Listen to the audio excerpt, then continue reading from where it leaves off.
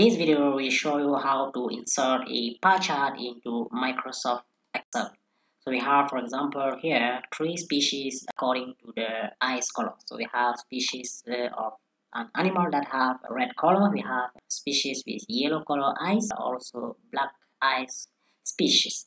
So to insert a pie chart into this sample, you should just select data and go to insert. When we are in insert, select this pie chart symbol. So when we select the pie chart symbol, we can select a 2-dimension pie chart or a 3-dimension pie chart.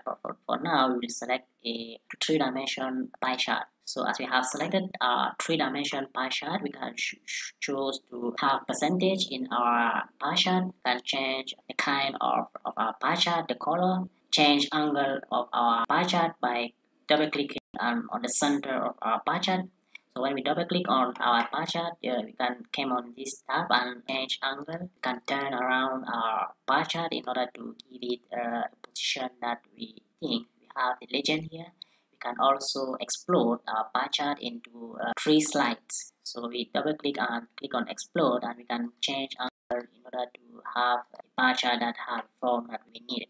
We can also select for the number format be with decimal. So we click on the number. We can go on this symbol, click on this symbol and go to number here. So we click on number and select format category. We have a general category number, we have currency, we have accounting.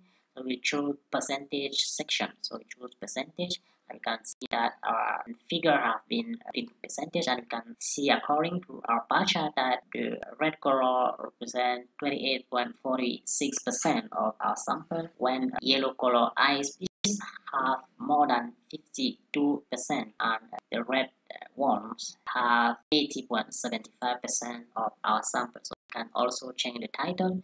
We can go on this plus symbol and deselect a chart title. So we can also keep chart title. We can edit it. We can also show data label, and we can also show legend. We can deselect legend so that our graph didn't have legend.